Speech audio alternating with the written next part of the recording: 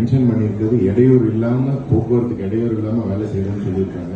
Mayor அவர்களே நேரில் வந்து கூட ஆய்வு செய்யலாம். நான் சொல்வது தவறாக இருந்தால் அதை செய்து தருமாறு பணியாளர்களுடன் கேட்டுக்கொள்கிறேன். ஏன்னா அங்க வந்து ஸ்கூலும் இருக்கு. பெருங்குடி ஸ்கூல்ல இருந்து அர்பன் ஹெல்த் சென்டர்ல இருந்து எல்லாமே அந்த ஜங்ஷன் வழியாக தான் போகும். அப்போலோ ஹாஸ்பிட்டலும் இருக்கு. So I am not lying in the council of members meeting. I am telling you honestly, அங்க ஒரே ஒரு ஆட்டோ போறதுக்கு மட்டும்தான் வழி இருக்கு. கிட்டத்தட்ட 45 மினிட்ஸ் ஜாம் ஆகுது. ஸோ நீங்க தயவு செய்து சென்னை மாநகராட்சி மூலியமாக எவ்வளவு துரிதமாக அந்த டிஎன்இபி வேலையும் சரி, மெட்ரோ வாட்டர் வேலையும் சரி முடித்த பிறகு ரெஸ்டோரேஷன் ஒர்க்கை ஸ்டார்ட் செய்து தருமாறு பணியுடன் கேட்டுக்கொள்கிறேன்.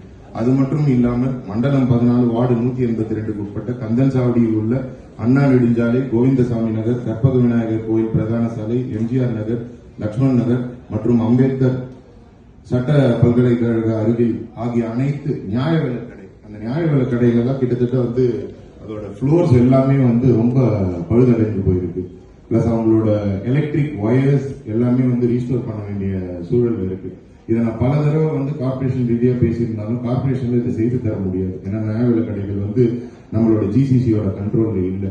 பட் அந்த பர்டிகுலர் துறைக்கு பரிந்துரை செய்து அதை கூடிய சீக்கிரம் செய்து தருமாறு மேயர் மூலியமாக பணியுடன் கேட்டுக்கொள்கிறேன். ஏன்னா அங்க வேலை செய்யற ஊழியர்கள் வந்து கவுன்சிலரா நம்ம இருக்கிறதுனால அவங்க நம்மள தான் அப்ரோச் பண்றாங்க. போல உணவு பாதுகாப்பு ஆணையர் அவர்கள் வந்து 23/8/2020